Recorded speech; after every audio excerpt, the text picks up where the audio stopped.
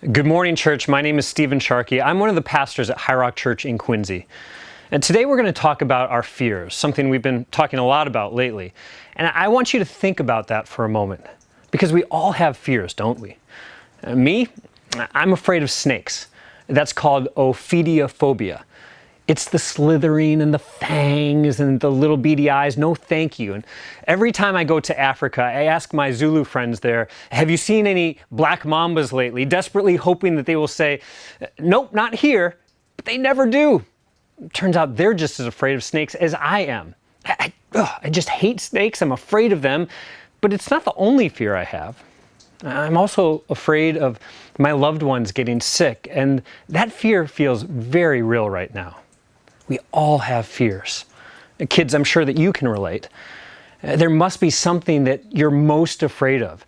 And did you know that your parents and the grown people around you, they have their own fears too?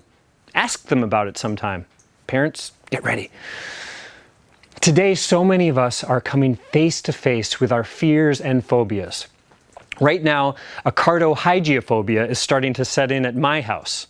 Of course, I'm sure you're familiar with acardophobia, right? No?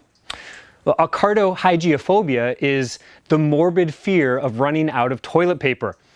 I don't know about it being a morbid fear, but with 3 growing boys in the house who aren't going anywhere, let's just say the struggle is real. It may not be the fear of running out of toilet paper, but there are fears in our lives that can hold us captive. Fears that can seize us and take over our lives. If I'm really honest, for me personally, one of my biggest fears has always been an empty sanctuary. That would be kenophobia, by the way, the fear of empty spaces. And not because empty dark church buildings are creepy, which they are, but because I long for the pews of our church to be filled every Sunday, and I fear sometimes that people might not show up. I've spent the last 3 years faithfully walking up and down the pews of our sanctuary in Quincy, praying out loud, God, fill these pews with people who are seeking you. And over those years, some weeks have been great.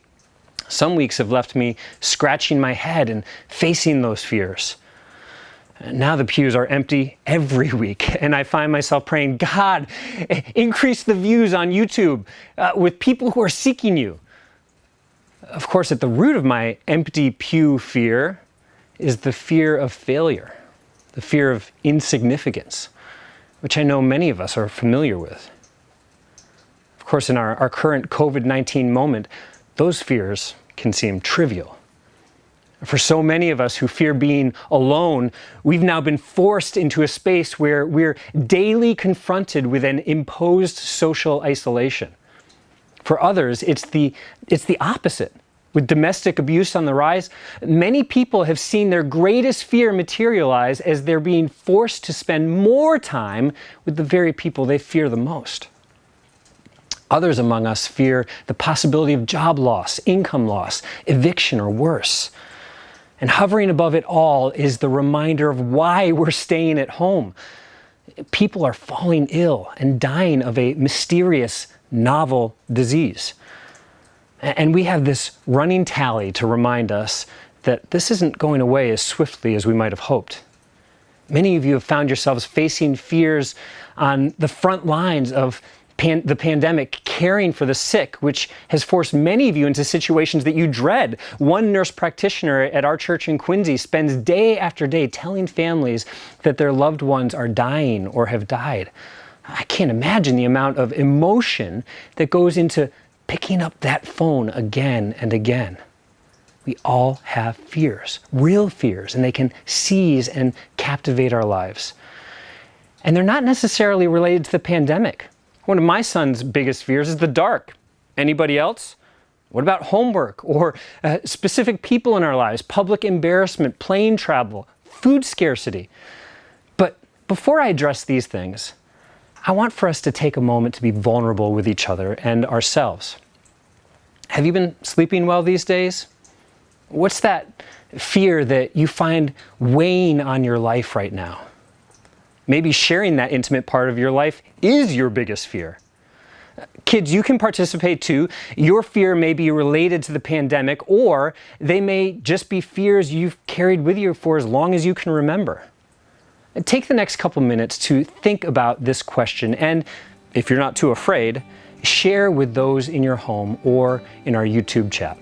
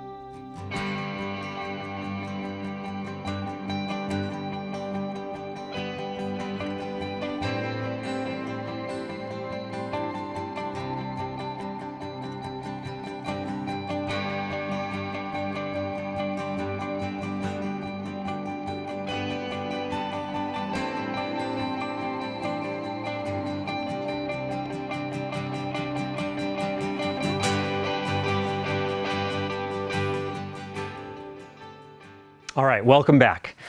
Now, I hope those questions were helpful in getting you to think about some of those fears that may be unique to your life or perhaps held in common with other people. What some of you may have experienced is something called Bobo Phobia. That's the fear of sharing your fears.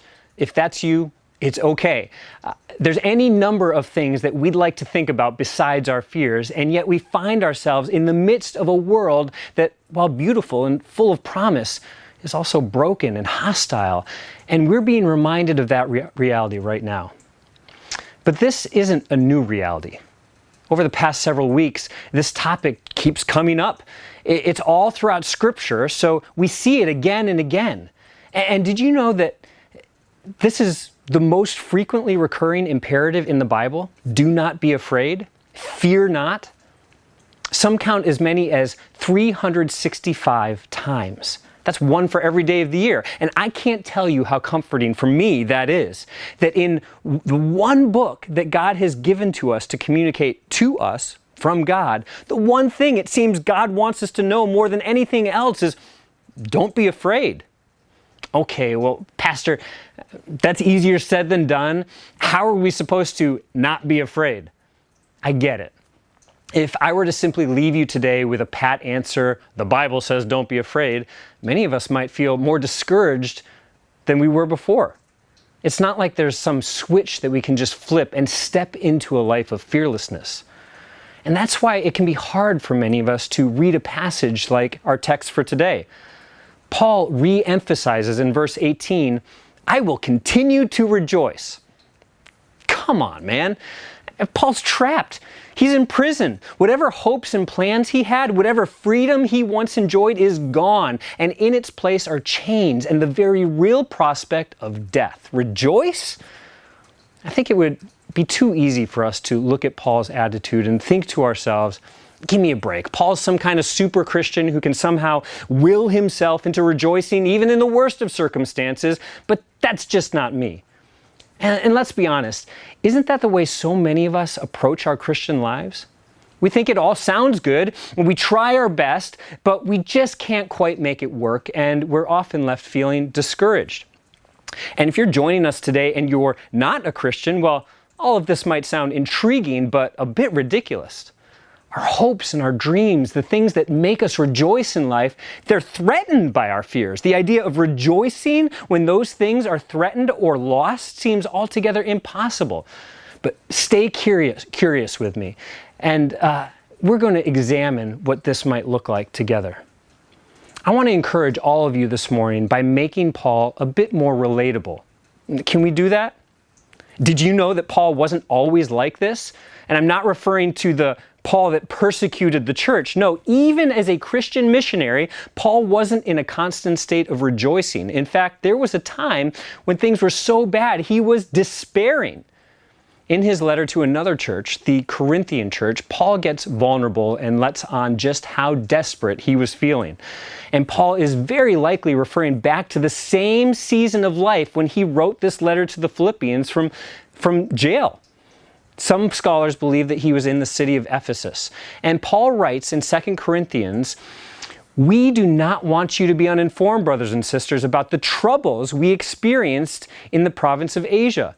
We were under great pressure, far beyond our ability to endure, so that we despaired of life itself." Is this the same Paul that in his letter to the Philippians is rejoicing in everything? He despaired of life itself. He hated life. He was giving up on life. So all of you who had kind of checked out and said, "Oh, I could never be like Paul," come back. He actually isn't some super Christian robot. He is human after all. I know that many of you are here today and you've despaired of life before. Some of you are despairing of life right now. I don't want that for any of us. But you're in good company. Paul felt the same way. And he even goes on to say, "Indeed, we felt we had received a sentence of death." That verse is for those of us who are looking up at God and saying, "Really, God? This is my life? This is what you've got for me?" Because life itself feels like a death sentence. We all have challenging circumstances in our lives. Certainly, there are so many of us who are sharing these challenging circumstances together right now. And 2,000 years ago, Paul had it bad. Paul's situation was dire, and he didn't just wake up in prison one day and say, "I'm going to start rejoicing with this completely messed up life of mine." No, it took time, and he had to make sense of his desperate and broken circumstances. That's why we called this series What Paul Found in Prison. Paul found how to rejoice. He learned the secret of contentment. He learned how to find his courage and confront his fears. And as he reflects back on this horrible moment in his life, he writes, "This happened that we might not rely on ourselves, but on God, who raises the dead." In other words, before the rejoicing days of Paul that we see in his letter to the Philippians, there were, not long before that, days of despair in which he was relying on himself and questioning God. I want to help us connect the dots between the Paul described in 2 Corinthians and the Paul we see in his letter to the Philippian church. How do we get from a place of fear and despair to a place of courage and joy? He clues us into how he got to that place of courage in the verse we just read from 2 Corinthians. Let's take a look at that again. "Indeed," he writes, "we felt we had received a sentence of death." Listen to this. "But this happened that we might not rely on ourselves, but on God." If what you're looking for today is self-help on how to make your life better, you're not going to find it here. Yes, we want courage. Yes, we want to be able to face our fears and rejoice in all circumstances, but there is no step 1, step 2, step 3 to the good life here. This is the opposite of self-help. Paul, in the face of circumstances that felt like death to him, says, "This happened that we might not rely on ourselves." Friends, this is the essence of Christian living right here. You can't do it. I can't do it. The Christian life isn't hard, it's impossible. Relying on yourself won't get you anywhere. It will only ever lead to self-doubt or self-glory, disappointment or false security.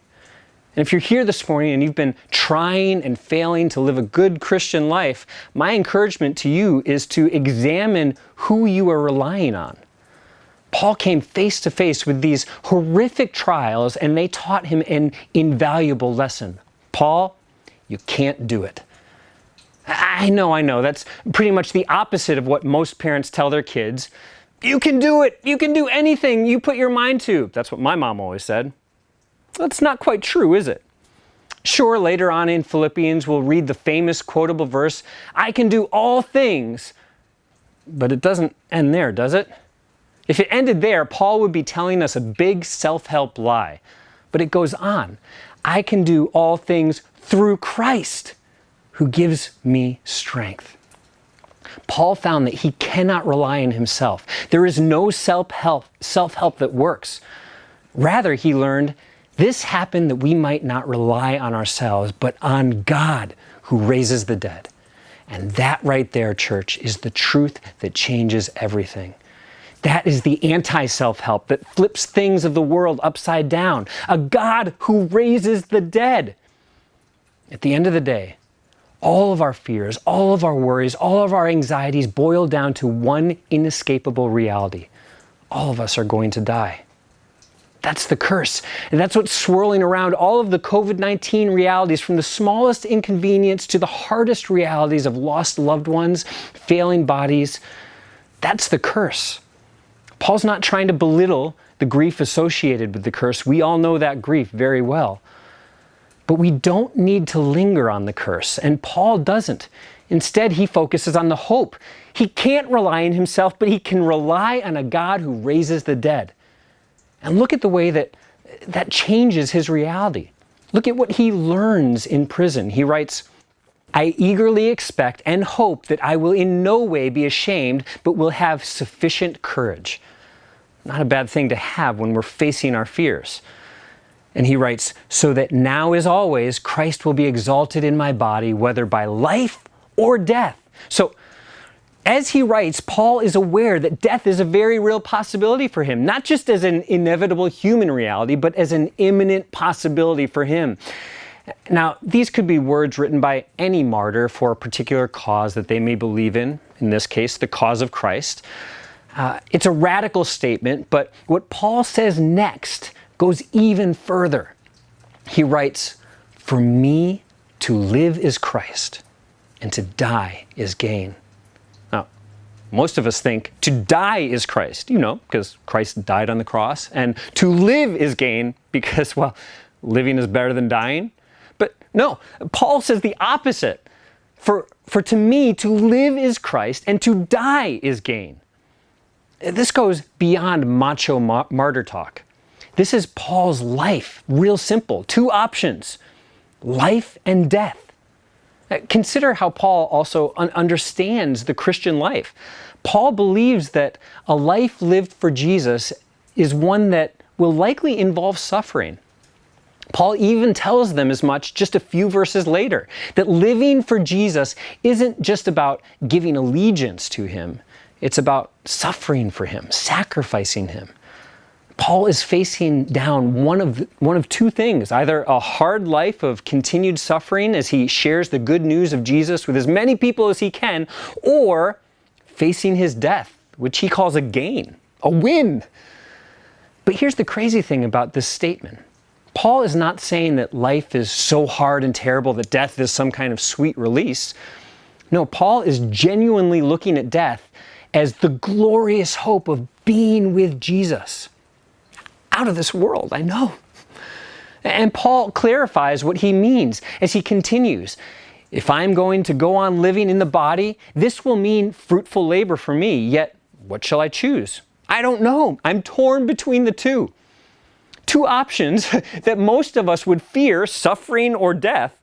And Paul is trying to choose between the two, not the lesser of two evils. He's talking about which one's more amazing than the other.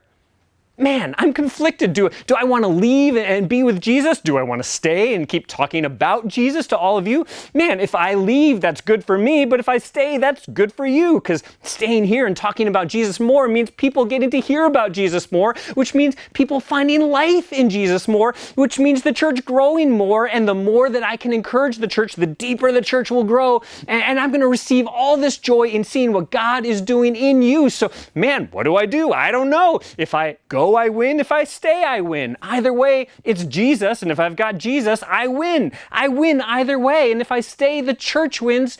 So he concludes, he's going to stay. Church, I hope what you're seeing here in Paul isn't some kind of super Christian man who has his spiritual life so dialed in that he can rejoice in any situation. Paul's attitude was the result of a man who was no better than you or I. Paul had been so beaten down and greatly challenged in his life that he saw what we oftentimes fail to see, that we can't do it on our own. This happened that we might not rely on ourselves, but on God. Do you realize the freedom that this gives us? Most of our fears come from relying on ourselves or relying on the world to deliver whatever it's supposed to deliver. Relying on the future to be certain. Well, much of that's being tested right now, and the future isn't certain. The world and our employers and our 401ks, our schools and our bodies, none of them are delivering what they had promised to deliver. But Paul shows us that it doesn't matter.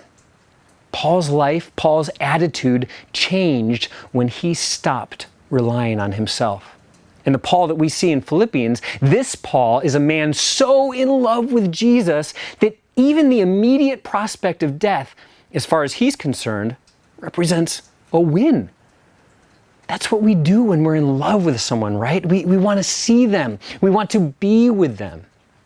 Which way is the barometer of your life pointing in your love for Jesus? How deeply do you long to be with him? Last year, we took our 3 boys and their cousins to the Bronx Zoo.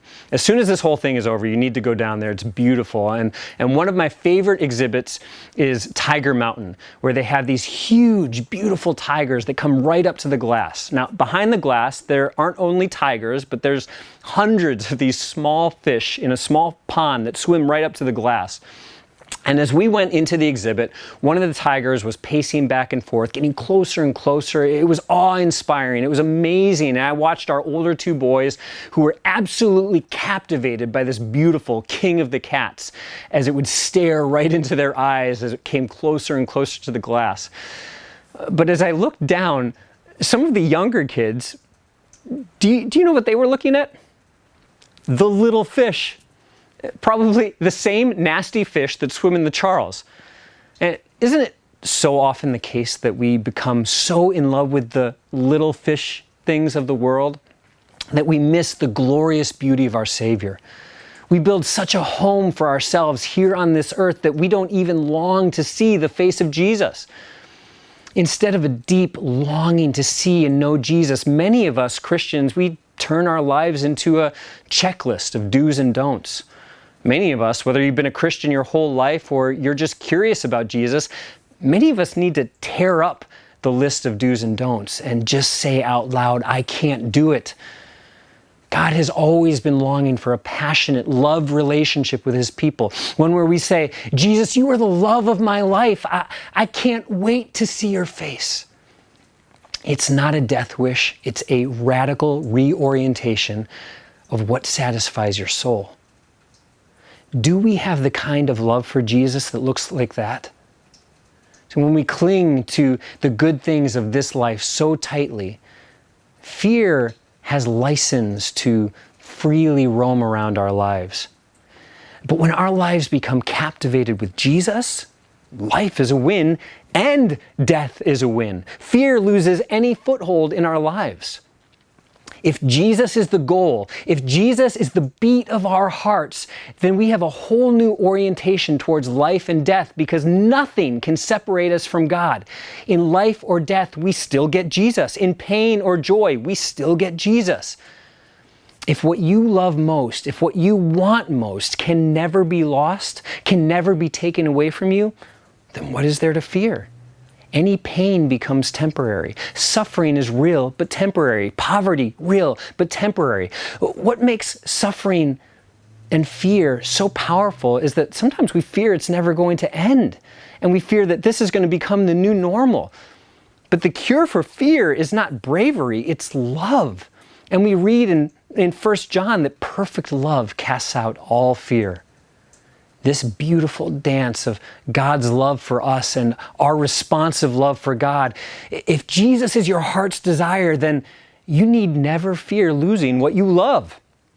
And before we move on to a time of prayer and communion, I want for us to think about how we might take steps towards courage.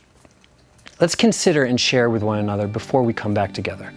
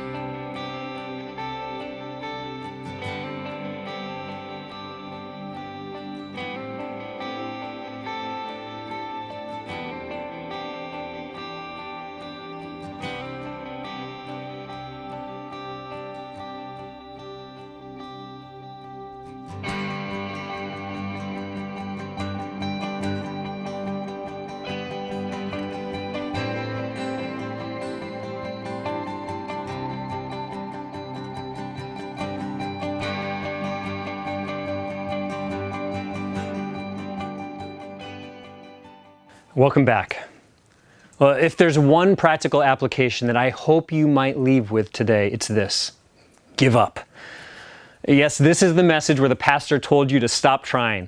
And here's what I mean by that. You can't just will yourself to love Jesus more. It has to start with a conscious decision to give up.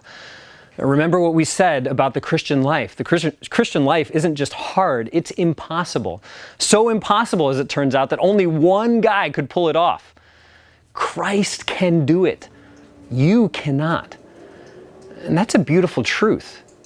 For me, cultivating a love for Jesus in my own life hasn't been a journey of me trying harder. It's been a journey of me saying, I can't do this, God, but you can. Paul came to realize this. You can realize it too, that you cannot rely on yourself to live the life Jesus has called you to live. You can't rely on yourself to love Jesus the way that Paul came to love Jesus. With Paul, we need to be able to give up and rely on God.